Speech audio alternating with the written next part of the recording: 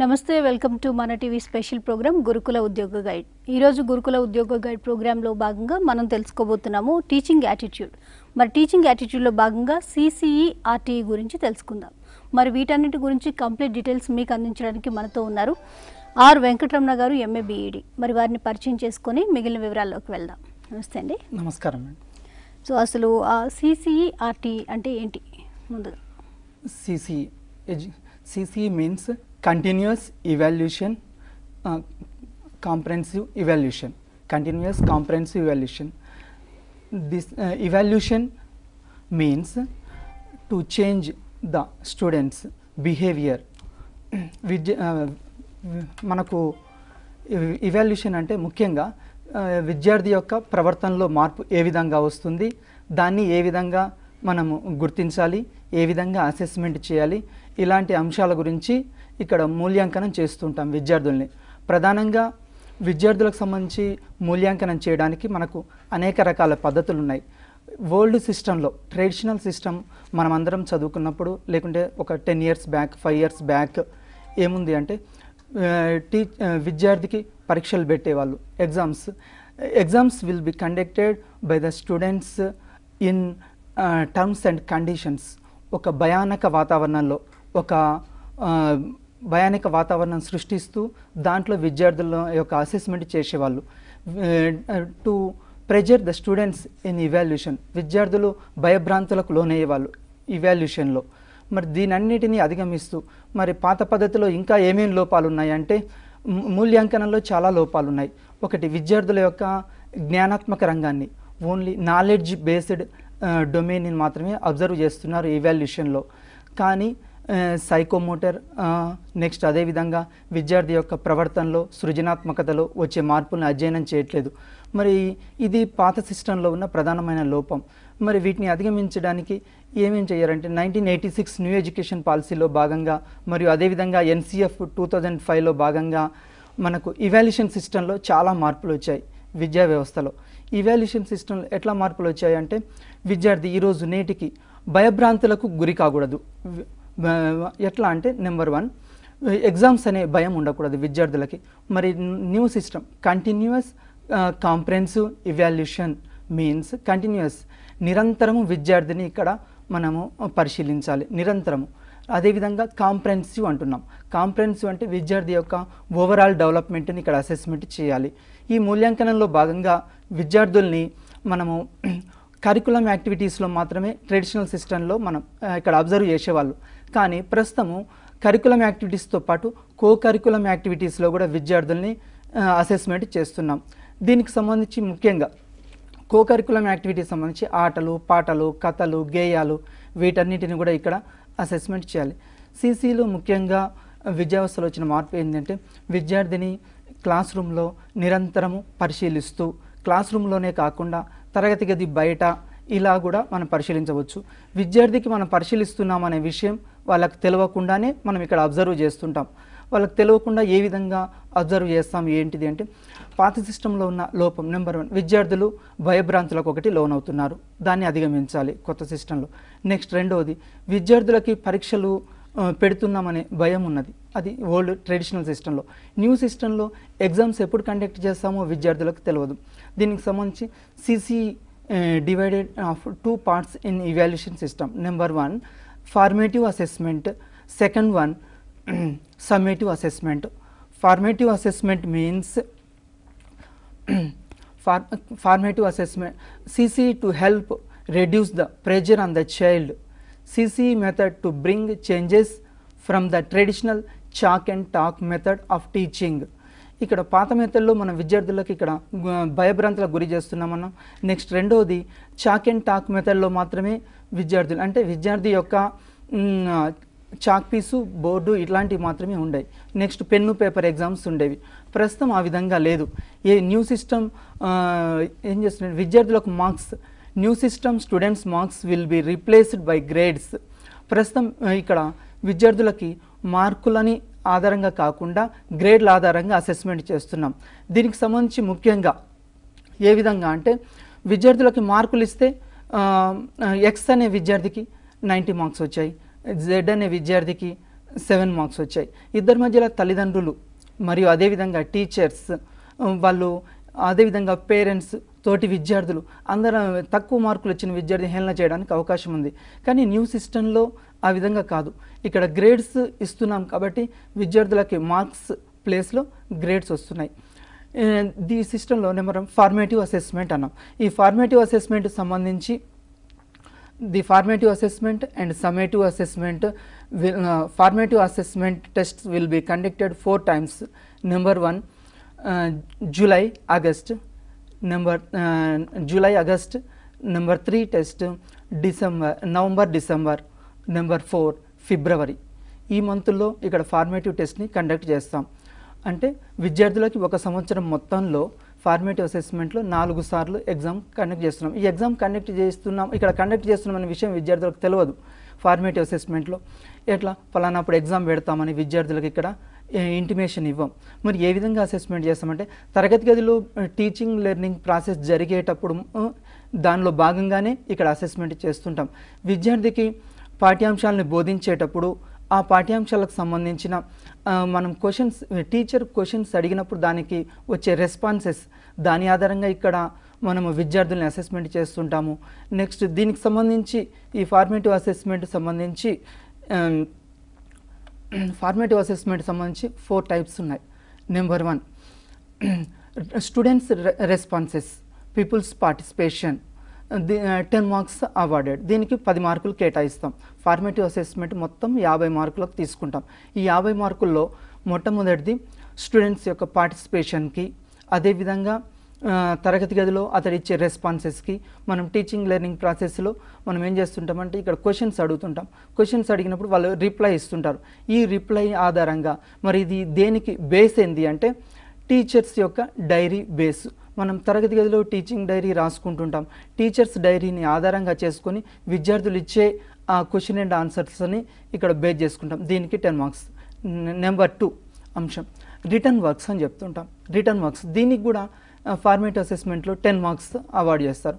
Return works అంటే విద్యార్థులకి నోట్బుక్స్లో తరగతి గదిలో నోట్బుక్స్ వాళ్ళు మనం ఇచ్చే వివిధ రకాల కృత్యాలు, ఆ కృత్యాలకు సంబంధించి వాళ్ళు రాసే నోట్సులు, అదేవిధంగా టీచర్ వాటిని దిద్దినప్పుడు ప్రతిరోజు మనం ఏమైనా కృత్యాలు ఇచ్చినప్పుడు ఆ కృత్యాలకు సంబంధించి వాళ్ళు రాస్తూ ఉంటారు.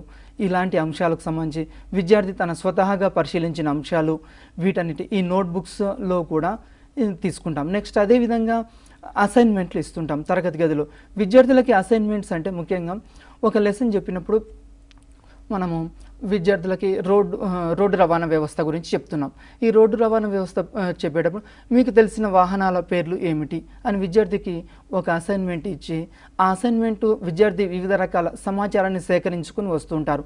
ఈ సమాచారం సేకరించడం వాళ్ళు చిత్రాల రూపంలో, నెక్స్ట్ అదేవిధంగా విశ్లేషణ రూపంలో, పట్టిక రూపంలో, వాళ్ళకి తెలిసిన రిఫరెన్స్ బుక్స్లో, తర్వాత వివిధ గ్రంథాల ఆధారంగా తల్లిదండ్రుల్ని అడగడం ద్వారా, లేకుంటే పేరెంట్స్ని ఇక్కడ సమాజంలో వివిధ రకాల సభ్యుల్ని అడగడం ద్వారా, అదేవిధంగా తోటి విద్యార్థుల్ని జట్లలో చేయొచ్చు కృత్యాలు, ఇండివిజువల్గా కూడా వ్యక్తిగతంగా కూడా చేయొచ్చు. వీటన్నిటికి సంబంధించి ఇక్కడ తీసుకుంటాం నోట్బుక్లో అంశాలు. ఇది 2వ అంశం. 3వ అంశం స్లిప్ టెస్ట్లు. స్లిప్ టెస్ట్లు అవార్డెడ్ 20 మార్క్స్. దీనికి 20 మార్కులు కేటాయిస్తాం.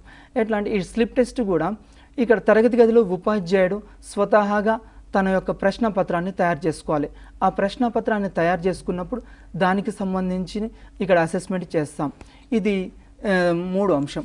4వ అంశం ఏంటంటే విద్యార్థికి ప్రాజెక్ట్ వర్క్స్. మనం తరగతి గదిలో వివిధ రకాల ప్రాజెక్ట్స్ ఇస్తుంటాం విద్యార్థులకి. ఈ ప్రాజెక్ట్ వర్క్ ఇచ్చినప్పుడు విద్యార్థి ఇంటి దగ్గర లేకుంటే వివిధ రకాల రిఫరెన్స్ బుక్స్ ఆధారంగా తోటి విద్యార్థుల ఆధారంగా చర్చించి ఆ అంశాలు ప్రాజెక్ట్ వర్క్ సంబంధించిన రిపోర్ట్స్ తీసుకుని వస్తుంటాడు. ఈ రిపోర్ట్స్ ఆధారంగా కూడా ఇక్కడ మార్క్స్ అవార్డు చేస్తాం. దీనికి 10 మార్క్స్. మొత్తం నెంబర్ 1 ఫార్మేటివ్ అసెస్మెంట్లో మొత్తం 4 అంశాలను మనం చెప్పాం. ఎన్ని మార్కులు? 50 మార్కులు. First 1 students participation and reflections అన్నాం. ఇది 10 మార్క్స్. నెంబర్ 2 అంశము రిటర్న్ వర్క్స్. దీనికి 10 మార్క్స్ 20 అయినాయి. నెక్స్ట్ 20 మార్క్స్ స్లిప్ టెస్ట్, మొత్తం 40 మార్క్స్ ఇక్కడికి. Next last 10 marks project works. ఈ ప్రాజెక్ట్ వర్క్ మొత్తం టోటల్ 50 మార్క్స్. ఈ 50 మార్క్స్ ఈ ఫార్మేటివ్ అసెస్మెంట్ అని చెప్తుంటాం. ఇది విద్యార్థులకి ఎప్పుడు టెస్ట్ పెడుతున్నాము అనేది ఇక్కడ భయభ్రాంతులకు లేదు. ఈ సిసిఈలో మెయిన్ ఇక్కడ ముఖ్య ఉద్దేశం ఏంటంటే విద్యార్థి స్వేచ్ఛాయుత వాతావరణంలో పరీక్షలు ఇక్కడ ఎగ్జామ్స్ కండక్ట్ చేస్తున్నామనే విషయం తెలియకుండానే దాంట్లో పార్టిసిపేట్ అవుతాడు. ఇది ఫార్మేటివ్ అసెస్మెంట్. సిసిలో నెక్స్ట్ నెంబర్ 2 అంశము ఇక్కడ దీనికి సంబంధించి సమ్మేటివ్ అసెస్మెంట్ అని చెప్పాము. Summative assessment will be conducted in year academic year two types. Summative 1 November are December, next summative 2 March are April ఇక్కడ కండక్ట్ చేస్తాం. దీనికి సమ్మేటివ్ అసెస్మెంట్ కూడా మొత్తం ఇక్కడ 50 మార్క్స్. కానీ ఈ ఫార్మేటివ్ అసెస్మెంట్కి సమ్మేటివ్ అసెస్మెంట్కి డిఫరెన్స్ ఏంటంటే ఫార్మేటివ్ అసెస్మెంట్లో విద్యార్థులకి టెస్టులు పెడుతున్నామనే విషయం తెలియదు, కానీ సమ్మేటివ్ అసెస్మెంట్లో మనం ఎగ్జామ్ కండక్ట్ చేస్తున్నామన్న విషయం తెలుస్తుంది. ఇక్కడ రిటర్న్ వర్క్స్ ఉంటాయి. దీనికి సంబంధించి ముందుగా మనం చెప్తాము. నెక్స్ట్ ఇది చెప్పిన దాన్ని ఫస్ట్ ఏ విధంగా వెయిటేజ్ ఇస్తామంటే ఫార్మేటివ్ అసెస్మెంట్కి సంబంధించి 40% వెయిటేజ్ ఉంటుంది. సమ్మేటివ్ అసెస్మెంట్ దీనికి సంబంధించి 60% వెయిటేజ్. మొత్తం ఓవరాల్గా ఇయర్ అయిపోయిన తర్వాత 100%, అది 40, ఇది 60, మొత్తం టోటల్గా 60% వెయిటేజ్. ఈ సమ్మేటివ్ అసెస్మెంట్లో కూడా విద్యార్థులు సమాధానాలు ఏ విధంగా రాయాలి, మనము ఇంతకుముందు ఇవాల్యుయేషన్ సిస్టంలో పాత సిస్టంలో విద్యార్థులు భయభ్రాంతులకు లోనవుతారని చెప్పాం, మార్క్స్ ఉంటాయన్నాం. మరి ఇక్కడ మార్క్స్ లేవు.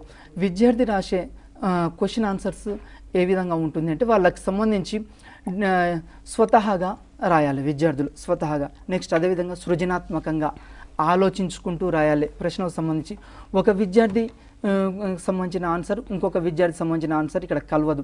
ఫర్ ఎగ్జాంపుల్ ఒక చిత్రము మనం చూపిస్తాం. ఒక చిత్రాన్ని చూపించి ఫర్ ఎగ్జాంపుల్ ఒక చెట్టును చూపించాం విద్యార్థికి. ఆ చెట్టును చూపించిన తర్వాత దానికి సంబంధించిన వర్ణనని రాయమంటాం. ఒక విద్యార్థికి ఇంకొక విద్యార్థికి ఇక్కడ కలవదు. ఇది సమ్మేటివ్ అసెస్మెంట్ సంబంధించి. దీంట్లో కూడా వివిధ రకాల భారత్వాలు ఉంటాయి. ఈ సిసిలో ముఖ్యంగా మనము విద్యార్థికి భయభ్రాంతులకు లోను కాకుండా ఇక్కడ అసెస్మెంట్ చేయడానికి అవకాశం ఉంది. ఇది సిసికి సంబంధించి. నెక్స్ట్ అదేవిధంగా అసెస్మెంట్లో కూడా విద్యార్థి తాను పరీక్షలు రాస్తున్నాడనే ఫీలింగ్ ఉండదు. పరీక్షల్లో స్వేచ్ఛాయుత వాతావరణంలో తోటి విద్యార్థులతో ఆడుతూ పాడుతూ చిత్రాలు, సృజనాత్మకత అంశాలకు ఇక్కడ ప్రాధాన్యత ఇస్తారు. అదేవిధంగా క్రియేటివిటీ, ప్రాజెక్ట్ వర్క్స్, తోటి విద్యార్థులతోటి జట్లలో పాల్గొనే అంశాలకి, అదేవిధంగా విద్యార్థి తన సొంతంగా ఏదైనా ఇక్కడ ప్రాజెక్ట్ వర్క్స్ ఇస్తున్నాం. ఈ ప్రాజెక్ట్ వర్క్స్ ఇచ్చినప్పుడు వాళ్ళు ఒక 3-4 డేస్కో లేకుంటే 1 వీక్కో తెచ్చిన ఈ ప్రాజెక్ట్ రిపోర్ట్స్ అన్నిటిని కలిపి మనము పోర్ట్ఫోలియోగా తయారు చేస్తాం. ఈ పోర్ట్ఫోలియోస్ ఆధారంగా కూడా విద్యార్థుల్ని అసెస్మెంట్ చేస్తుంటాం. తరగతి గది బయట, తరగతి గది లోపల కూడా విద్యార్థుల్ని ఇక్కడ సిసిలో ఇవాల్యుయేషన్ చేయడానికి అవకాశం ఉంది.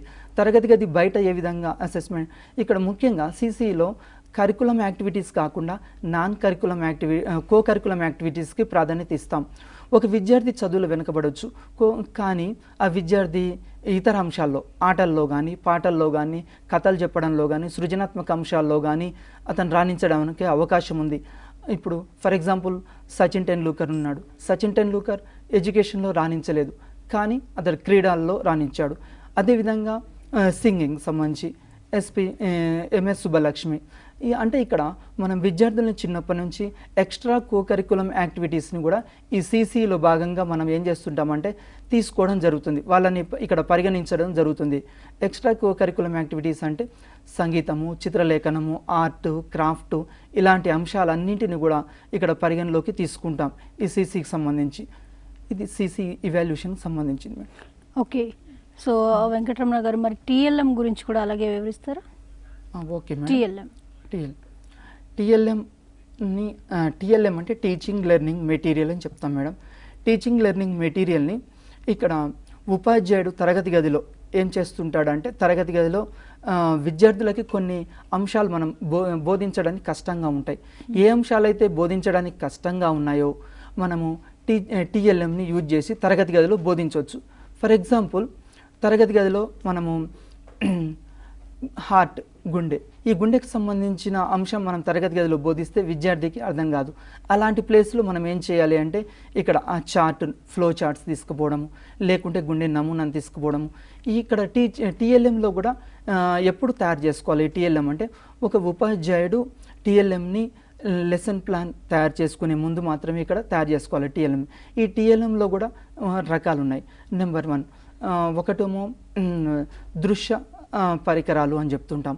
నెక్స్ట్ అదేవిధంగా శ్రవ్య పరికరాలు అంటాం. మూడోది దృశ్య శ్రవణ పరికరాలు అని చెప్తుంటాం.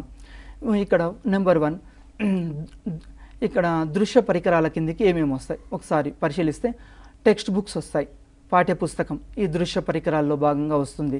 నెక్స్ట్ అదేవిధంగా చార్ట్స్, మనం ఉపయోగించే వివిధ రకాల చార్ట్స్, ఫ్లో చార్ట్స్ అయినా కావచ్చు, అదేవిధంగా వివిధ రకాల దేశ నాయకులకు సంబంధించిన చిత్రపటాలు, అదేవిధంగా మోడల్స్, ఇవన్నీ దృశ్య పటాల్లో భాగంగా వస్తుంటాయి. నెక్స్ట్ అదేవిధంగా దీంట్లో కూడా 1 డైమెన్షనల్, 2 డైమెన్షనల్, 3 డైమెన్షనల్ రకాలు ఉంటాయి. వీటికి ఫర్ ఎగ్జాంపుల్ చిత్రపటాలు, కొన్ని స్పెషల్ నీడ్స్ చిల్డ్రన్స్ ఉంటారు తరగతి గదిలో. అంటే for example deaf and dumb students అయినా కావచ్చు, లేకుంటే కళ్ళు కనపడే వాళ్ళు బ్లైండ్ స్టూడెంట్స్ అయిన వాళ్ళు ఉంటారు. వీళ్ళకి సంబంధించి మనం ఏం చేస్తుంటామంటే ఇక్కడ బ్రెయిలీ లిపి ఇలాంటివి యూజ్ చేసుకోవచ్చు. తరగతి గదిలో ఉబ్బెత్త అంశాలు, చిత్రపటాలు తీసుకోవచ్చు. ఇవి దృశ్య పరికరాలకు సంబంధించి. అదేవిధంగా శ్రవ్యం అంటే ఇక్కడ వినడానికి సంబంధించి. వినడం అంటే ఫర్ ఎగ్జాంపుల్ కథలు, ఆటలు, ఇక్కడ కథలకు సంబంధించిన అంశాలు. ఈ ఆడియో దాంట్లో విద్యార్థులకు సంబంధించి కొన్ని పాటలు వినిపించడము, అదేవిధంగా వివిధ రకాల సాంగ్స్ పాడించడము, గేయాలు పాడించడము, ఇలాంటివి కూడా ఈ ఆడియో దాంట్లో తీసుకుంటుంటాం. నెక్స్ట్ అదేవిధంగా దృశ్య శ్రవణ పరికరాలు మూడోది ఈ రెండింటికి కలిపి ఉంటుంది. ఈ రెండింటికి కలిపి అంటే మనము పురాతన కాలంలో ఏం చేస్తుంటామంటే పురాతన కాలంలో మనము ఓన్లీ దృశ్య పరికరాలు తరగతి గదిలో ఉపాధ్యాయుడు మాత్రమే చెప్పేవాడు. అంటే చాక్ అండ్ టాక్ మెథడ్లో మాత్రమే చెప్పేవాడు.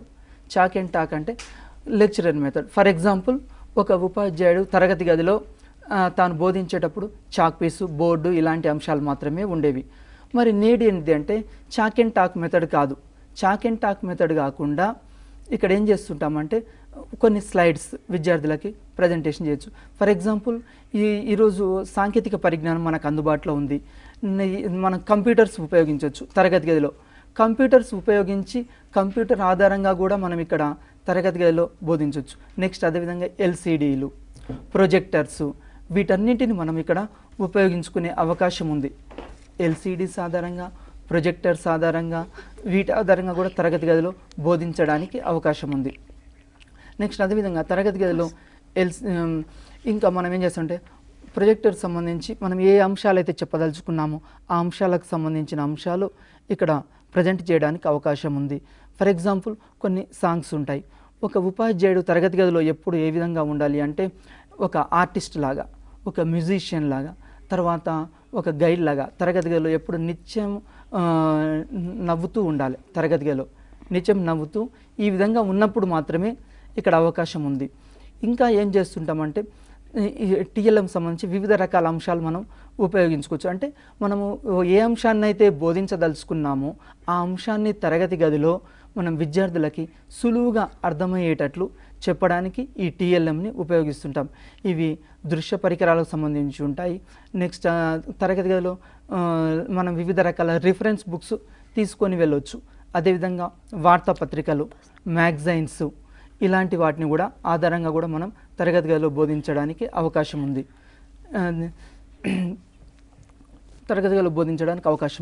నెక్స్ట్ అదేవిధంగా మనం సిసి సంబంధించి నెక్స్ట్ ఇప్పుడు ఆర్టీఈ గురించి తెలుసుకుందాం. Okay madam. Right to education act, RTE introduction. This act was formed by the government of India to change India as knowledge hub with objective to achieve universal primary education. RTE act ఎప్పుడు అమల్లోకి వచ్చి ఎందుకు తీసుకొచ్చారు దీన్ని అంటే ముఖ్యంగా RT యాక్ట్ని ఎందుకు తీసుకొచ్చామంటే RT act తీసుకురావడానికి ప్రధాన కారణం మనకు ఎన్సిఎఫ్ 2005 అని ఉంది. ఈ ఎన్సిఎఫ్ 2005లో భాగంగా నేషనల్ కరికులం ఫ్రేమ్వర్క్ ఉంది. దీనిలో భాగంగా మనం ఏం చేసాము అంటే విద్యా వ్యవస్థలో సమూలమైన మార్పులు తీసుకురావాలి. ఒక విద్యార్థిని ఓవరాల్ డెవలప్మెంట్ అంటే అన్ని రంగాల్లో విద్యార్థిని అసెస్మెంట్ చేస్తూ డెవలప్మెంట్ చేయాలి. తరగతి గదిలో మూస పద్ధతిలో బోధించడం కాదు, మూస పద్ధతిలో ఇక్కడ ఇవాల్యుయేషన్ చేయడం కాదు. మరి ఆర్టీ యాక్ట్ని తీసుకురావడానికి ప్రధాన ఉద్దేశం ఏంటంటే 6 నుంచి 14 సంవత్సరాల లోపు బాలబాలికలందరికీ ఉచిత నిర్బంధ ప్రాథమిక విద్యను అందించడం. దీనికి ప్రధాన కారణం ఏంటంటే ఆర్టీ యాక్ట్ సంబంధించి మనకు 1998లో ministerial conference, education minister conference సమావేశం జరిగింది 1998 సంవత్సరంలో. అది జరిగినప్పుడు ఈ మినిస్టర్ సమావేశంలో ఏం చేశారు అంటే విద్యా వ్యవస్థలో అందరికీ విద్యను అందించాలి అని అప్పుడు ఆలోచించారు సెంట్రల్ గవర్నమెంట్. దానిలో భాగంగా 2001లో కూడా ఏం చేశారంటే ఆర్టీ యాక్ట్ని తీసుకురావడానికి వివిధ రకాల అంశాలు పరిశీలించారు. మరి దీనిలో భాగంగా 2005లో కొన్ని మార్పులు వచ్చాయి, NCF 2005 అని చెప్పాము. దీని తర్వాత ఈ ఆర్టీ యాక్ట్ని 2009వ సంవత్సరం మనకు జూలై మంత్లో ఆర్టీ యాక్ట్ని రాజ్యసభ ఆమోదించింది. అదేవిధంగా ఆగస్టు మంత్లో మనకు ఈ ఆర్టీ యాక్ట్ సంబంధించి లోక్సభ ఆమోదించడం జరిగింది.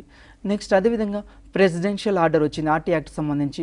ప్రెసిడెన్షియల్ ఆర్డర్ ఎప్పుడు వచ్చిందంటే 2010లో వచ్చింది. ఈ ఆర్టీ యాక్ట్ని 2010 ఏప్రిల్ 1వ తారీఖు నుంచి దేశమంతటా ఇంప్లిమెంట్ అయింది, ఒక్క జమ్మూ కాశ్మీర్ రాష్ట్రంలో తప్ప. ఎందుకు జమ్మూ కాశ్మీర్ రాష్ట్రంలో తప్ప దేశమంతా ఇంప్లిమెంట్ అయింది? ఆర్టీ యాక్ట్లో ముఖ్యంగా మనం కొన్ని అంశాలు పరిశీలించాలి. దీంట్లో ఏంటిదంటే ఆర్టీ యాక్ట్ సంబంధించి మనము the constitutional identified the importance of education. They added article 45 for compulsory free primary education for the children aged between 6 to 14 years in the directive principles. మనకు రాజ్యాంగంలో ఆదేశిక సూత్రాల్లో 45వ ఆర్టికల్ ఏం తెలియజేస్తుందంటే నిర్బంధ ప్రాథమిక విద్యను అందించాలి అని ఆదేశిక సూత్రాల్లో చెప్పడం జరిగింది. కానీ ఆదేశిక సూత్రాల్లో ఉన్న అంశము అది ఇంప్లిమెంట్ చేయాలని గవర్నమెంట్స్ ఏం లేదు. కాబట్టి 2009వ సంవత్సరం తర్వాత 2010 నుంచి దీన్ని రాజ్యాంగంలో 2002వ సంవత్సరంలో 86 రాజ్యాంగ సవరణ ఆధారంగా 2002లో ఈ విద్యని 21Aలో ప్రాథమిక హక్కుల్లో భాగంగా చేర్చడం జరిగింది. విద్యను ప్రాథమిక హక్కుల్లో భాగంగా చేర్చినప్పుడు ప్రాథమిక హక్కుల్లో భాగంగా చేర్చారు కాబట్టి విద్యా వ్యవస్థలో కొన్ని మార్పులు వచ్చాయి. అది ఏంటిదంటే 6 నుంచి 14 సంవత్సరాల్లో బాలబాలికలందరికీ ఉచిత నిర్బంధ ప్రాథమిక విద్యను అందించాలి. దీంట్లో ముఖ్యంగా ఆర్టీ యాక్ట్ సంబంధించి నెంబర్ 1 అంశం. ఈ నెంబర్ 1 అంశంలో ఏంటి అంటే మనకు ఆర్టీ యాక్ట్ ఏం చెప్తుంది అంటే దీంట్లో 7 పార్ట్స్ ఉన్నాయి, 7 భాగాలు ఉన్నాయి. దీంట్లో 7 భాగాలు ఉన్నాయి. ఈ 7 భాగాల్లో 7 భాగాల్లో నెంబర్ 1 మొట్టమొదటి భాగం ఏంది అంటే ఆర్టీ యాక్టులో ప్రాథమిక విద్య అంటే ఏంది ఒకసారి చూద్దాం. ఆర్టీ యాక్ట్ ప్రకారం ప్రాథమిక విద్య అంటే 1 నుంచి 8 తరగతుల్ని ప్రాథమిక విద్యలో తీసుకున్నాము. ఆర్టీ యాక్ట్ ప్రకారం 1 to 8th classes primary education అంటాం. నెక్స్ట్ రెండవది ఆర్టీ యాక్ట్ని విద్యార్థులకు సంబంధించి కూడా కొన్ని నిర్వచించాలి. ఎట్లా నిర్వచించింది అంటే విద్యార్థులని 6 నుంచి 14 సంవత్సరాలలోపు బాలబాలికలందరినీ ఇక్కడ విద్యార్థులుగా పరిగణించడం జరిగింది ఆర్టీ యాక్ట్ ప్రకారం.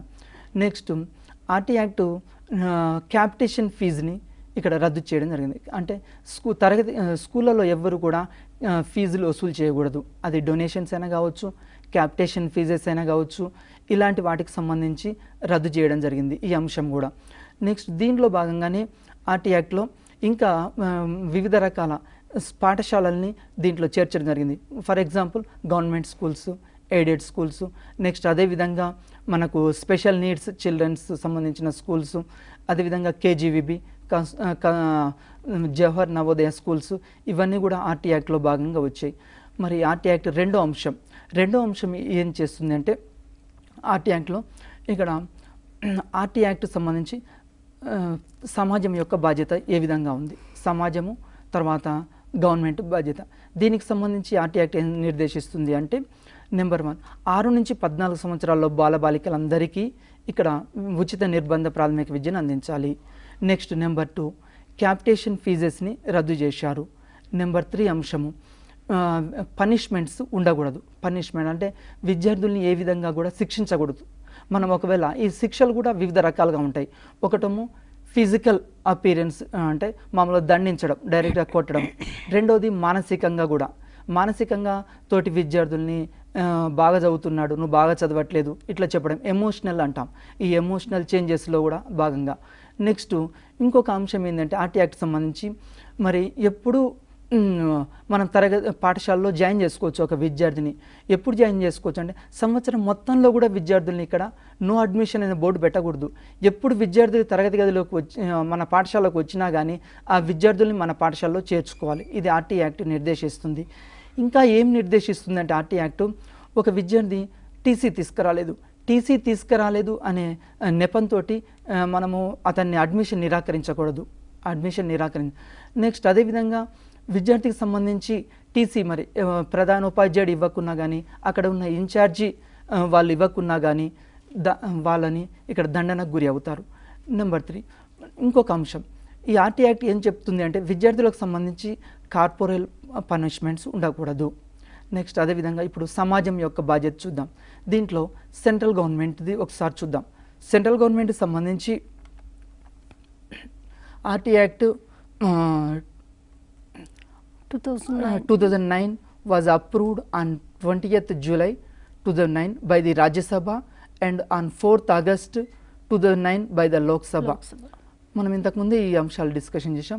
ఇక్కడ జూలై 2009 సంవత్సరంలో రాజ్యసభ దీన్ని ఆమోదించింది. ఆగస్టు 4వ తారీఖు రోజు మన లోక్సభ ఈ ఆర్టీ యాక్ట్ని ఆమోదించింది. దీంట్లో భాగంగా సెంట్రల్ గవర్నమెంట్కి సంబంధించి ఒకసారి బాధ్యత చూద్దాం. సెంట్రల్ గవర్నమెంట్ విద్యా వ్యవస్థలో కొన్ని ఏం చేస్తుంటుంది అంటే విద్యా వ్యవస్థ సంబంధించి ప్రణాళికలు రూపొందించాలి. ఇది సెంట్రల్ గవర్నమెంట్ బాధ్యత. అదేవిధంగా స్టేట్ గవర్నమెంట్ కూడా 6 నుంచి 14 సంవత్సరాల్లో బాలబాలికలకు సంబంధించి ఇక్కడ స్టేట్ గవర్నమెంట్ కూడా బాధ్యత వహిస్తూ ఉంటుంది. నెంబర్ 3 లోకల్ బాడీస్ అంటే పంచాయతీరాజ్ వ్యవస్థ. వీళ్ళు కూడా ఆర్టీ యాక్ట్లో భాగంగా మనకు విద్యా వ్యవస్థలో భాగం. నెక్స్ట్ అదేవిధంగా నెంబర్ 4 ఇక్కడ ఏ అంశం అంటే పేరెంట్స్కు సంబంధించి ఎవరైతే విద్యార్థుల్ని తన పాఠశాలకు పంపించరో వాళ్ళు కూడా బాధ్యులే, ఆర్టీ యాక్ట్లో బాధ్యులే. అంటే శిక్షకు గురి అవుతారు. ఫర్ ఎగ్జాంపుల్ 6 నుంచి 14 సంవత్సరాల్లో బాలబాలికల్ని పాఠశాలకు పంపించకుంటే ఇక్కడ వీళ్ళు కూడా శిక్షకు గురి అవుతారు. నెక్స్ట్ మరి టీచర్ల యొక్క రెస్పాన్సిబిలిటీస్ ఏంటంటే పాఠశాలలో ఈ ఆర్టీ యాక్ట్ ప్రకారం 25% అడ్మిషన్, 25% ఫ్రీ సీట్స్ ఇవ్వాలంటే ప్రైవేట్ స్కూల్ ఉన్నాయనుకోండి, ప్రైవేట్ స్కూల్లో 25% కోటా ఇక్కడ ఇవ్వాలి. నెక్స్ట్ అదేవిధంగా ఆర్టీ యాక్ట్ ప్రకారం ఎస్సీ, ఎస్టీ, బీసీ, మైనార్టీస్ వీళ్ళందరికీ కూడా మనము దీంట్లో భాగంగా చేస్తుంటాం. నెక్స్ట్ అదేవిధంగా ఇక్కడ డిప్రైవ్డ్ సెక్షన్స్ అని చెప్తుంటాం. ఫర్ ఎగ్జాంపుల్ ఎవరైతే బిలో పావర్టీ లైన్ క్రింద ఉన్నారో వాళ్ళని కూడా ఈ ఆర్టీ యాక్ట్లో భాగంగా తీసుకోవడం జరుగుతుంది. నెక్స్ట్ అదేవిధంగా టీచర్స్కి సంబంధించిన అంశాలు మనం ఇక్కడ ఒకసారి పరిశీలిద్దాం. టీచర్స్ యొక్క క్వాలిఫికేషన్స్ కూడా మనకు వీటికి సంబంధించి టీచర్ క్వాలిఫికేషన్ ఎట్లా ఉండాలి, అకాడమిక్గా ఉండాలి, అదేవిధంగా ప్రొఫెషనల్గా ఉండాలి. ఫర్ ఎగ్జాంపుల్ ఒక ఎలిమెంటరీ స్కూల్లో బోధించాలి అంటే డిఎడ్ కంపల్సరీగా ఉండాలి. నెక్స్ట్ అదేవిధంగా ఇంటర్ ఉండాలి. అదేవిధంగా హై స్కూల్లో బోధించాలంటే ఒక స్కూల్ అసిస్టెంట్ కంపల్సరీగా బిఎడ్ ఉండాలి. దాంతోపాటు నెక్స్ట్ అదేవిధంగా డిగ్రీ ఉండాలి, ఎనీ డిగ్రీ. ఈ అంశాలు మనం చెప్తుంటాం ఆర్టీ యాక్ట్ నిర్దేశిస్తుంది. అదేవిధంగా ఆర్టీ యాక్ట్ ఇంకా ఏం చెప్తుందంటే టీచర్కి సంబంధించి స్కూళ్ళలో ఎలాంటి ఫెసిలిటీస్ ఉండాలంటే నెంబర్ 1 ఎలక్ట్రిసిటీ ఉండాలి. ప్రతి పాఠశాలలో మనకు ఎలక్ట్రిసిటీ సదుపాయము, డ్రింకింగ్ వాటర్ ఫెసిలిటీ, అదేవిధంగా ర్యాంప్స్ సదుపాయం ఉండాలి. ర్యాంప్స్ అంటే railing with ramp. Special needs childrens ఎవరైతే ఉంటారో వాళ్ళకి సంబంధించి ఇక్కడ రైలింగ్ విత్ ర్యాంప్ అంటే పిల్లలు ఎక్కడానికి పాఠశాలకు లోపలికి తరగతి గది లోపలికి రావడానికి అవకాశంగా రైలింగ్ విత్ ర్యాంప్ ఉంటుంది. ఇది ఆర్టీ యాక్ట్ నిర్దేశిస్తుంది. నెక్స్ట్ ఇంకా ఏం చెప్తుందంటే టీచర్లకు సంబంధించి ప్రైమరీ స్కూల్లో ఎన్రోల్ పనిచేయాలి అంటే 200 వర్కింగ్ డేస్ ఉండాలి. 200 వర్కింగ్. అదేవిధంగా ఒక ప్రైమరీ స్కూల్ టీచర్ ఎన్ని అవర్స్ పనిచేయాలి అంటే 800 అవర్స్ ఇక్కడ టీచింగ్, అంటే అది టీచింగ్ అని కావచ్చు, నాన్ టీచింగ్ తీసుకోవాలి. అంటే టీచర్ ప్రిపరేషను, టీఎల్ఎం అన్ని దాంట్లో భాగంగా వస్తుంటాయి. ఒక యూపీఎస్ లెవెల్లో ఒక టీచరు ఆర్టీ యాక్ట్ ప్రకారము 220 వర్కింగ్ డేస్ ఉండాలి హై స్కూల్స్ సంబంధించి. నెక్స్ట్ అదేవిధంగా ఇంకా ఎన్ని అవర్స్ ఉండాలి అంటే 1000 వర్కింగ్ అవర్స్ ఉండాలి. మరి ఆర్టీ యాక్ట్ ఇంకా ఏం నిర్దేశిస్తుందంటే పాఠశాలకు టీచర్లని ఎలా అలాట్ చేస్తారు అన్నప్పుడు ఇక టీచర్ పీపుల్ రేషియోని తీసుకోవడం జరుగుతుంది. టీచర్ పీపుల్ రేషియోలో 1:30 రేషియో తీసుకుంటాం. 1 నుంచి 30 ఉంటే ఒక ఉపాధ్యాయుడు, 31 నుంచి 60 ఉంటే ఇద్దరు ఉపాధ్యాయులు, 61 నుంచి 90 ఉంటే ముగ్గురు ఉపాధ్యాయులు, 90 నుంచి 120 ఉంటే నలుగురు ఉపాధ్యాయులు, 150 ఉంటే కంపల్సరీగా ఒక హెడ్ మాస్టర్ని అలాట్ చేయడం జరుగుతుంది. 200 అబోవ్ ఉంటే ఇక్కడ 1:40 రేషియో తీసుకుంటాం. అదే యూపీ లెవెల్లో అయితే 1:35 రేషియోలో ఇక్కడ టీచర్స్ని అలాట్ చేస్తూ ఉంటాం. ఆర్టీ యాక్ట్ ఇంకా ఇది పాఠశాలకు సంబంధించిన అంశాలు. అదేవిధంగా ఎస్ఎంసి ఇలాకు సంబంధించింది ఏం తెలియజేస్తుంది? ఒక పాఠశాలలో ఆర్టీ యాక్ట్ ఏం చెప్తుందంటే ఎస్ఎంసీని ఏర్పాటు చేయాలి అని చెప్తుంది. SMC means school management committees అని చెప్తాం. ఈ స్కూల్ మేనేజ్మెంట్ కమిటీల్లో భాగంగా ప్రతి తరగతి నుంచి ముగ్గురు విద్యార్థులను ఇక్కడ తీసుకోవడం జరుగుతుంది. అంటే పేరెంట్స్ని ఎస్సీ ఎస్టీ బీసీస్ వీళ్ళ నుంచి అంటే తల్లిదండ్రులు మాత్రమే దీంట్లో పరిగణలోకి తీసుకుంటారు. మొత్తం 15 మంది ప్లస్ ఇంకొక 10 మెంబర్స్ మనకు దానికి సంబంధించిన అక్కడ వార్డు కౌన్సిలర్, నెక్స్ట్ అదేవిధంగా అక్కడ ఉన్న సర్పంచ్ దానికి కన్వీనర్గా ఉంటాడు, ఎస్ఎంసీ కన్వీనర్గా, తర్వాత మెంబర్ కన్వీనర్గా హెడ్ మాస్టర్ ఉండడం జరుగుతుంది. ఇది ఎస్ఎంసీలకు సంబంధించి. ఈ ఎస్ఎంసీల యొక్క బాధ్యత ఏంది పాఠశాలలో? ఎస్ఎంసీల యొక్క బాధ్యత ఏంటంటే ఉపాధ్యాయుల మీద ఉపాధ్యాయులు విద్యార్థులకు సరైన బోధన చేస్తున్నారా లేదా పర్యవేక్షించే అధికారం ఉన్నది. నెంబర్ 2, అదేవిధంగా మిడ్ డే మీల్స్కి సంబంధించిన అంశాలు కూడా ఇక్కడ పరిగణించడానికి అవకాశం ఉంది. మిడ్ డే మీల్స్కి సంబంధించి వాళ్ళు విజిట్ చేయొచ్చు. సక్రమమైన భోజనం అందిస్తున్నారా లేదా, నాణ్యమైన భోజనం అందుతుందా లేదా, ఇవి కూడా ఎస్ఎంసీల యొక్క పాత్ర. నెక్స్ట్ అదేవిధంగా ఎస్ఎంసీస్ ఇంకేం చేస్తుంటే అంటే విద్యార్థుల యొక్క డెవలప్మెంట్ ఎట్లా ఉంది, పిల్లల యొక్క development. For example exams conduct చేసిన తర్వాత వాళ్ళ డెవలప్మెంట్ ఎట్లా ఉంది, దానికి సంబంధించిన అంశాలు కూడా ఇక్కడ పరిశీలిస్తారు. అంటే ఎస్ఎంసీస్ బాధ్యత ఎట్లా ఉంటుంది అంటే ఉపాధ్యాయులకు, తరగతి గదికి, సమాజానికి ఒక వారధిలాగా ఒక మంచి వాతావరణంలో స్పృహోద్భవ వాతావరణం కల్పించడానికి అవకాశం ఉంది. ఇది ఆర్టీ యాక్ట్లో ఈ అంశం కూడా పరిగణలోకి తీసుకుంటున్నారు. ఇంకా ఏ అంశాలు పరిగణలోకి తీసుకుంటారంటే ఆర్టీ యాక్ట్ ప్రకారం ప్రతి పాఠశాలలో, ప్రాథమిక పాఠశాలలో కంపల్సరీగా 2 రూమ్లు ఉండాలి, 2 తరగతి గదులు ఉండాలి, దాంతోపాటు ఒక వరండా ఉండాలి, హెడ్ మాస్టర్ రూమ్ సపరేట్గా ఉండాలి. అదేవిధంగా బాయ్స్కి గర్ల్స్కి సపరేట్ టాయిలెట్స్ ఇలాంటివి కూడా ఏర్పాటు చేయాలి. ఇవన్నీ ఆర్టీ యాక్ట్.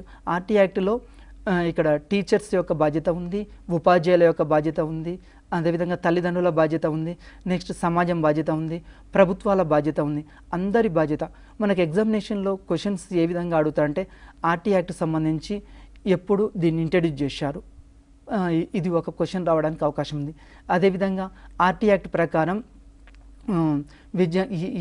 ఎవరిని మనం ఇక్కడ ప్రాథమిక తరగతి అంటే ఏంది అని అడుగుతాడు. ఆర్టీ యాక్ట్ ప్రకారం ప్రాథమిక తరగతి A 1 to 5th class, B 1 to 8th class, C 1 to 10th class, D 9 to 10th class అని అడుగుతాడు. మనకి ఇక్కడ ఆర్టీ యాక్ట్ ప్రకారం ఏం నిర్దేశిస్తుంది అంటే మనకు 1 to 8th క్లాసెస్ మాత్రమే ఇక్కడ పరిగణలోకి తీసుకుంటాం. ఈ విధంగా ఆర్టీ యాక్ట్లో క్వశ్చన్స్ కూడా రావడానికి అవకాశం ఉంది. ఇంకా ఏ విధంగా క్వశ్చన్స్ అడుగుతా అంటే స్టూడెంట్స్ పీపుల్స్ రేషియో అడుగుతుంటాడు, ఇది ఆర్టీ యాక్ట్ సంబంధించి. అదేవిధంగా పనిష్మెంట్స్, కార్పొరేల్ పనిష్మెంట్ ఇవ్వచ్చా ఇవ్వకూడదా, ఇలాంటివి కూడా ఆర్టీ యాక్ట్ మీద క్వశ్చన్స్ అడగడానికి అవకాశం ఉంది. ఇది ఆర్టీ యాక్ట్లో భాగం. ఓకే, సో మనం ఇప్పుడు సిసిఈ, ఆర్టీఈ అలాగే టీఎల్ఎం గురించి కూడా తెలుసుకున్నాం. ఎస్ఎస్ఏ అంటే ఏంటి, దాని గురించి కూడా ఎక్స్ప్లెయిన్ చేయండి. Okay madam, SSA means Sarva Shiksha Abhiyan. Sarva Shiksha అంటే education for all, Abhiyan means movement. Education for all in the movement అంటే మనకు విద్యా వ్యవస్థలో ప్రతి ఒక్క విద్యార్థిని అంటే 6 నుంచి 14 సంవత్సరాల లోపు బాలబాలికలందరికీ ఫ్రీ ఎడ్యుకేషన్ని కల్పించాలి అని ఈ ఎస్ఎస్ఏని ప్రారంభించడం జరిగింది. ఈ ఎస్ఎస్ఏని ఎప్పుడు మనం ప్రారంభించినామంటే 1998లో 1998 సంవత్సరంలో ఇక్కడ ఎడ్యుకేషన్ మినిస్ట్రియల్ సమావేశం కూడా జరిగింది. దాన్ని అనుగుణంగా 2001-2002 విద్యా సంవత్సరం నుంచి ఈ ఎస్ఎస్ఏని ఇంప్లిమెంట్ చేస్తున్నారు. ఈ సర్వశిక్ష అభియాన్లో భాగంగా ఏమేమి సూచిస్తుంది, ఇదేం సూచిస్తుంది అంటే నెంబర్ 1, 1 to 8th క్లాసెస్కి ఫ్రీ ఎడ్యుకేషన్ అందించాలి. నెంబర్ 2, యూనివర్సల్ ఎలిమెంటరీ ఎడ్యుకేషన్, కంపల్సరీగా అందరికీ బడి బయట ఏ విద్యార్థి ఉండకూడదు, బడి బయట ఏ విద్యార్థి అంటే ఫర్ ఎగ్జాంపుల్ తోటల్లో అయినా ఆటల్లో అయినా కొంతమంది విద్యార్థులు ఏం చేస్తుంటారంటే 1 to 5th క్లాస్ చదువుతారు, తర్వాత డ్రాప్ అవుట్ అవుతారు. అట్లా కాకుండా ఈ ఎస్ఎస్సి ఏం చేస్తుందంటే అందరి పిల్లల్ని పాఠశాలలో చేర్పించడానికి అవకాశం ఉంది. దీన్ని టార్గెట్గా అప్పుడు 2009లో ఒక టార్గెట్ తీసుకున్నాము, 2013లో మరి ఒక టార్గెట్ తీసుకోవడం జరిగింది. ఈ ఎస్ఎస్సి ప్రకారం దీని యొక్క లక్ష్యాలు నెంబర్ 1 6 నుంచి 14 సంవత్సరాల్లో బాలబాలికలకి విద్యను అందించాలి. నెక్స్ట్ నెంబర్ 2 అంశం ప్రతి పాఠశాలకు మౌలిక వసతులు కల్పించాలి. అంటే ఇన్ఫ్రాస్ట్రక్చర్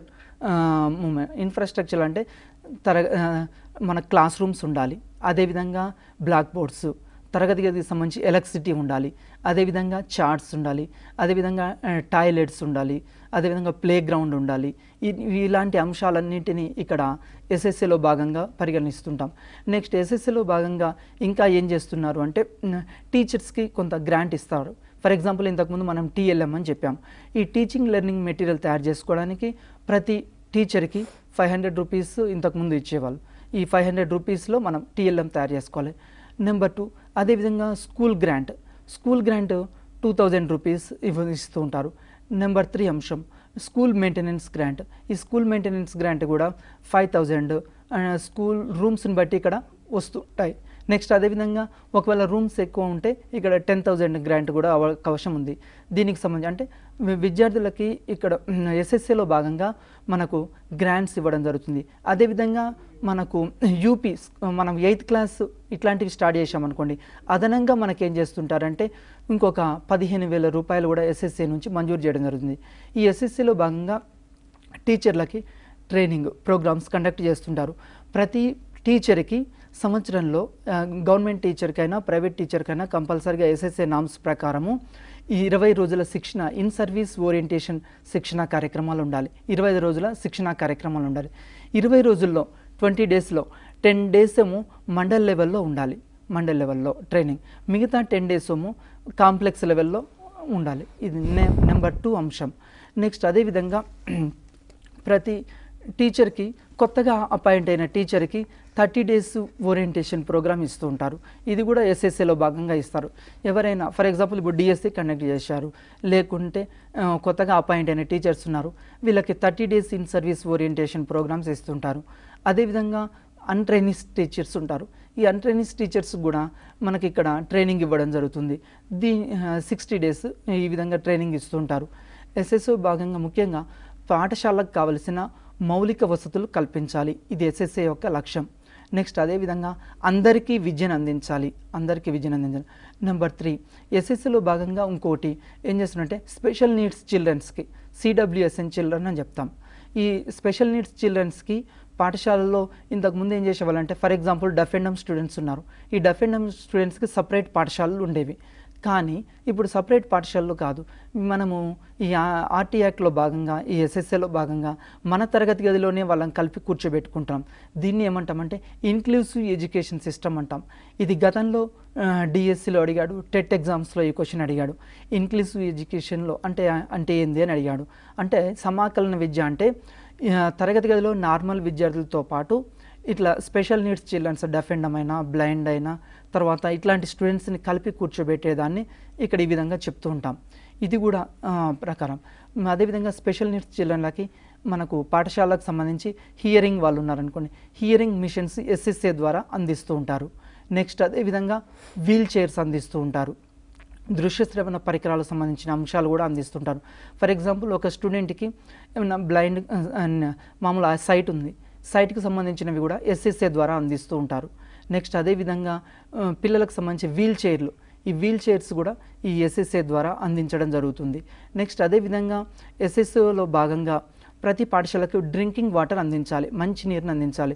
ఫర్ ఎగ్జాంపుల్ మామూలుగా డ్రింకింగ్ వాటర్ ప్యూరిఫైడ్ వాటర్ మాత్రం అందించాలి, అది ఉంటే మాత్రమే ఎస్ఎస్ఏ యొక్క నామ్స్లో ఉన్నది. నెక్స్ట్ అదేవిధంగా గర్ల్స్ ఎక్కువగా డ్రాప్ అవుట్ అవుతున్నారు. ఈ గర్ల్స్ డ్రాప్ అవుట్ కాకుండా సపరేట్గా గర్ల్స్ టాయిలెట్స్ ఏర్పాటు చేస్తున్నారు. ఇది కూడా ఎస్ఎస్ఏలో భాగంగా. నెక్స్ట్ అదేవిధంగా ఎస్ఎస్ఏ భాగంగా నెబ్జెల్ అనే ఒక స్కీమ్ వచ్చింది. నెబ్జెల్ అంటే ఏంటంటే ఫర్ ఎగ్జాంపుల్ చదువుకున్న తర్వాత విద్యార్థులకి బయట ఏదైనా ఉపాధి అవకాశం ఉండాలి. ఫర్ ఎగ్జాంపుల్ గర్ల్స్ ఉన్నారు, గర్ల్స్ని 10th క్లాస్ కంప్లీట్ అయిన తర్వాత మ్యారేజెస్ ఇట్లాంటివి చేస్తుంటారు.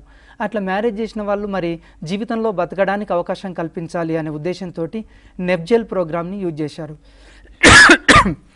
ఈ నెప్జెల్ ప్రోగ్రామ్ని యూజ్ చేశారు.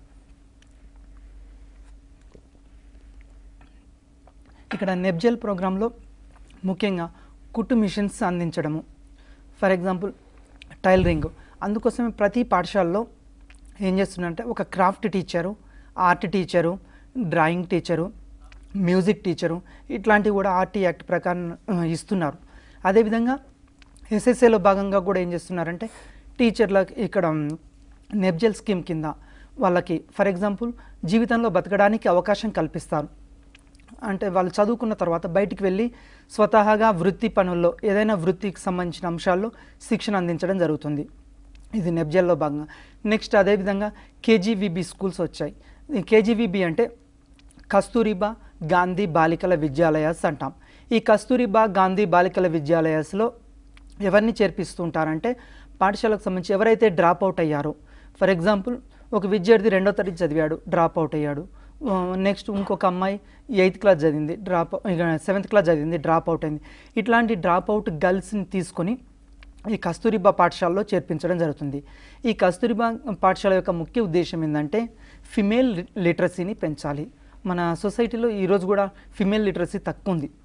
ఈ ఫిమేల్ లిటరసీని ఇంక్రీజ్ చేయడం కోసం, అదేవిధంగా డ్రాప్ అవుట్స్ని తగ్గించడం కోసం, పాఠశాలకు వచ్చిన విద్యార్థుల్ని అదేవిధంగా చదువు కొనసాగించడం కోసం దీంట్లో భాగంగా కేజీవీబీ స్కూల్స్ ఏర్పాటు చేశారు.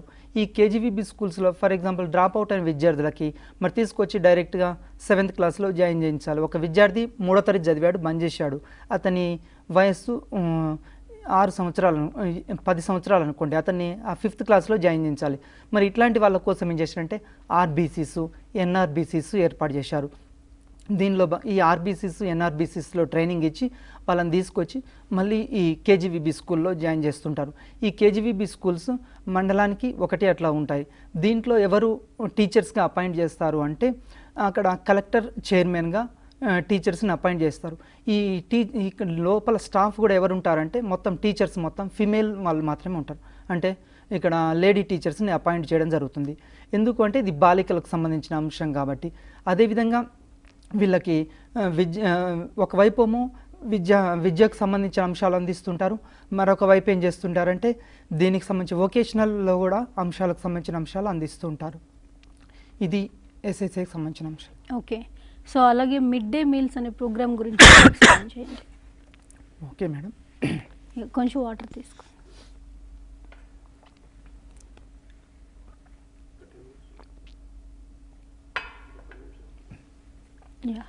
మిడ్ డే మీల్స్ గురించి. మిడ్ డే మీల్స్ సంబంధించిన అంశాలు ఒకసారి చూస్తే మధ్యాహ్న భోజన పథకం. ఈ మధ్యాహ్న భోజన పథకాన్ని దీని యొక్క ముఖ్య ఉద్దేశం ఏంది ఒకసారి పరిశీలిస్తే విద్యార్థులకు సంబంధించిన సరి అయిన పోషకాహారం అందించాలి, పోషకాలతో కూడిన ఆహారం విద్యార్థులకు అందించాలి. ఈరోజు చాలామంది ప్రభుత్వ పాఠశాలకు వచ్చే విద్యార్థులు ఎట్లా ఉంటున్నారంటే న్యూట్రిషన్ ప్రాబ్లమ్స్ ఎదుర్కొంటున్నారు. ఈ న్యూట్రిషన్ ప్రాబ్లమ్స్ ఎదుర్కోకుండా విద్యార్థులకు సరి అయిన పోషకాల విలువలతో కూడిన ఆహారాన్ని అందించాలి. మరి మిడ్ డే మీల్స్ సంబంధించి మొట్టమొదట మన భారతదేశంలో 1953లో ఉత్తరప్రదేశ్ గవర్నమెంట్ ఏం చేసిందంటే ఈ మిడ్ డే మీల్స్ని వాలంటీర్గా వాళ్ళు ఇంట్రడ్యూస్ చేశారు. ఇది కాంపిటేటివ్ ఎగ్జామ్లో రావడానికి అవకాశం ఉంది. 1953లో వాలంటీర్గా ఇంప్లిమెంట్ చేశారు. నెక్స్ట్ 1982 ఆ ప్రాంతంలో మనకు తమిళనాడులో కూడా దీన్ని ఇంట్రడ్యూస్ చేశారు మిడ్ డే మీల్స్ని. అక్కడ తమిళనాడు గవర్నమెంట్ కూడా మధ్యాహ్న భోజన పథకాన్ని ప్రవేశపెట్టడం జరిగింది. నెక్స్ట్ అదేవిధంగా మన 1995లో పివి నరసింహారావు ప్రధానమంత్రిగా ఉన్నప్పుడు భారతదేశం మొత్తానికి సంబంధించి mid day meals programme implement చేయాలని అతనికి ఆలోచన వచ్చింది. దీనిలో భాగంగా మన మిడ్ డే మీల్స్ ప్రోగ్రామ్ ఏర్పాటు చేస్తున్నారు. అయితే దీన్ని వివిధ రాష్ట్రాల్లో వివిధ పేర్లతోటి పిలుస్తున్నారు. ఫర్ ఎగ్జాంపుల్ మనకు కర్ణాటక రాష్ట్రంలో అక్షయ పాత్ర అని ఉంది. ఈ అక్షయ పాత్రలో భాగంగా దీన్ని అంటే అక్కడ ఆ పేరు పెట్టారు అక్షయ పాత్ర అని. కర్ణాటకలో మిడ్ డే మీల్స్ ఆ విధంగా ఇంప్లిమెంట్ చేస్తున్నారు. అదేవిధంగా మన రాష్ట్రంలో తీసుకుంటే మన రాష్ట్రంలో 2002-2003 సంవత్సరం నుంచి దీన్ని ఇంప్లిమెంట్ చేస్తున్నారు. అయితే 1995లో ఇంప్లిమెంట్ చేశారు, కానీ అయితే 2001 2002 విద్యా సంవత్సరంలో ఏమైందంటే సుప్రీంకోర్టు ఒక ఆదేశం జారీ చేసింది. దేశంలో ఉన్న అందరి విద్యార్థులకి సరి అయిన ఆహారాన్ని అందించాలి అని. మిడ్ డే మీల్స్ ప్రోగ్రామ్ యొక్క ముఖ్య ఉద్దేశం ఏంటంటే, ఒకటి, దీన్ని ఇంప్లిమెంట్ చేస్తే పోషకాహారం అందిస్తాం, అంటే స్టూడెంట్స్ హెల్త్ పెరుగుతుంది. నెంబర్ 2, డ్రాప్ అవుట్స్ రేట్ తగ్గుతుంది పాఠశాలల్లో. డ్రాప్ అవుట్ రేట్స్ అంటే విద్యార్థులకు సంబంధించిన డ్రాప్ అవుట్స్ రేట్ ఎట్లా తగ్గుతుంది అంటే, 1 to 5th క్లాస్ విద్యార్థులు ఉన్నారు, 5వ తరగతి చదివి బంద్ చేస్తాడు. బంద్ చేసిన విద్యార్థి మళ్ళీ 6th క్లాస్ జాయిన్ కాడు. మరి మధ్యాహ్న భోజన పథకం ఇంట్రడ్యూస్ చేసిన తర్వాత ఈ డ్రాప్ అవుట్ రేట్ తగ్గింది. అదేవిధంగా మూడో అంశం ఏంటంటే రిటెన్షన్. మన పాఠశాలకు వచ్చిన విద్యార్థుల్ని అదేవిధంగా కొనసాగించాలి. ఈ కొనసాగించడం కూడా మిడ్ డే మీల్స్ ప్రోగ్రామ్ యొక్క ముఖ్య ఉద్దేశం. మరి దీనికి సంబంధించి 2003 సంవత్సరం నుంచి మనం ఇంప్లిమెంట్ చేస్తున్నాం.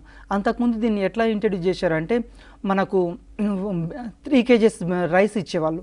ప్రస్తుతం ఏం చేస్తున్నారంటే, ప్రాథమిక స్థాయి విద్యార్థులకి, ఇది ఎగ్జామ్లో క్వశ్చన్ వస్తుంది, ప్రాథమిక స్థాయి విద్యార్థులకి ఎన్ని గ్రాముల పోషకాహారం అందిస్తున్నారు అంటారు. ఇక్కడ 100 గ్రాముల రైస్ అందిస్తున్నారు. అదేవిధంగా యూపీ లెవెల్ విద్యార్థులకి ఎన్ని గ్రాములు అందిస్తున్నారు అంటే 120 గ్రామ్స్ అందిస్తున్నారు. నెక్స్ట్ అదేవిధంగా వీటికి సంబంధించిన వారానికి 3 గుడ్లు ఇక్కడ ఎగ్స్ ప్రొవైడ్ చేస్తున్నారు మిడ్ డే మీల్స్లో భాగంగా. ఎందుకు ఎగ్స్ ప్రొవైడ్ చేస్తున్నారంటే, మన పాఠశాలకు వచ్చే విద్యార్థులు బిలో పావర్టీ లైన్లో ఉంటారు కాబట్టి వాళ్ళందరికీ సరైన పోషకాహారం అందించాలి అనే ఉద్దేశంతో ఈ మధ్యాహ్న భోజన పథకంలో భాగంగా మరి ఎవరెవరికి బాధ్యత ఉంది, దీన్ని ఎవరి బాధ్యత అంటే హెడ్ మాస్టర్ యొక్క ప్రధానమైన బాధ్యత, ప్రధానోపాధ్యాయుని బాధ్యత. నెక్స్ట్ అదేవిధంగా మిడ్ డే మీల్స్ని ఎవరు సూపర్వైజ్ చేస్తారు, ఇక్కడ ఎవరు సూపర్వైజ్ చేస్తారు అంటే హెడ్ మాస్టర్ సూపర్వైజ్ చేస్తాడు. దాంతోపాటు ఎస్ఎంసీ సభ్యులు కూడా ఇక్కడ సూపర్వైజ్ చేస్తారు. ఎస్ఎంసీ సభ్యులు ఎట్లా సూపర్వైజ్ చేస్తారు అంటే, దీనికి సంబంధించి వాళ్ళు పాఠశాలను సందర్శించి సూపర్వైజ్ చేయొచ్చు. అదేవిధంగా మిడ్ డే మీల్స్ ప్రోగ్రాంలో కిచెన్ షెడ్స్ ఏర్పాటు చేశారు. అంటే ప్రతి పాఠశాలలో కూడా మనకు ఒక వంటగది ఉంటుంది. ఆ వంటగది లోపల మాత్రమే అక్కడే చేయాలి. ఇది మిడ్ డే మీల్స్ సంబంధించింది. రైట్. మరి అలాగే ఓబీబీ పథకం గురించి కూడా చెప్తారా? Okay madam. ఓబీబీ పథకం ఆపరేషన్ బ్లాక్ బోర్డ్ పథకం అంటాం. దీన్ని న్యూ ఎడ్యుకేషన్ పాలసీలో భాగంగా 1986లో దీన్ని ఇంప్లిమెంట్ చేశారు. 1986లో భాగంగా ఎట్లా అంటే, అప్పుడు ప్రధానమంత్రి రాజీవ్ గాంధీ గారు ఏం చేశారు అంటే, దేశంలో విద్యా వ్యవస్థని సమూలమైన మార్పులు తీసుకురావాలని చెప్పాడు. సమూలమైన మార్పులు అంటే, మనము సాంప్రదాయక తరగతి గదుల్లో బోధిస్తున్నాం. ఫర్ ఎగ్జాంపుల్, తరగతి గదిలో చదివిన విద్యార్థి బయటికి వచ్చిన తర్వాత మామూలు ఒక క్లర్కల్ క్యాడర్కి మాత్రమే పనికొస్తున్నాడు. అట్లా కాకుండా వొకేషనల్ అంశాల్లో దాన్ని వొకేషనల్ అంశాలు అంటే వృత్తి విద్యలకి ఎక్కువ ఇంపార్టెన్స్ ఇస్తూ, రీసెర్చ్కి ఎక్కువ ఇంపార్టెన్స్ ఇస్తూ ఈ ఆపరేషన్ బ్లాక్ బోర్డ్ పథకాన్ని ఇంట్రడ్యూస్ చేశారు.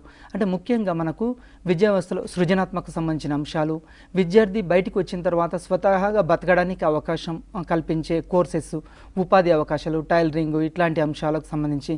నెక్స్ట్ అదేవిధంగా ఓబీబీ స్కీమ్లో భాగంగా పాఠశాలకు సంబంధించిన మౌలిక వసతులు అంటే కంపల్సరీ అక్కడ తరగతి గదులు ఏర్పాటు చేయడము, టీచర్స్ని ఏర్పాటు చేయడము, అదేవిధంగా స్కూల్కి ఫర్నిచర్స్ ఏర్పాటు చేయడము, అదేవిధంగా సపరేట్ ల్యాబ్ ఉండడము, లైబ్రరీ ఉండడము, అదేవిధంగా కంప్యూటర్స్, ఇట్లాంటివన్నీ ఓబీబీ భాగంగా ఇంప్లిమెంట్ చేస్తున్నాను. రైట్. సో వెంకటరమణ గారు, ఈరోజు మనకి గురుకుల ఉద్యోగ గైడ్ ప్రోగ్రాంలో భాగంగా చాలా విషయాల గురించి మనం డిస్కస్ చేసుకున్నాం. SSC, mid day meals, TLM, RTE, ఈ విధంగా. సో వీటన్నిటి గురించి కూడా చక్కగా ఎక్స్ప్లెయిన్ చేసినందుకు, ఈ ప్రోగ్రామ్కి వచ్చినందుకు థ్యాంక్ యూ సో మచ్. నమస్తే. ఇది ఇవాల్టి మన TV special programme. Keep watching మన టీవీ.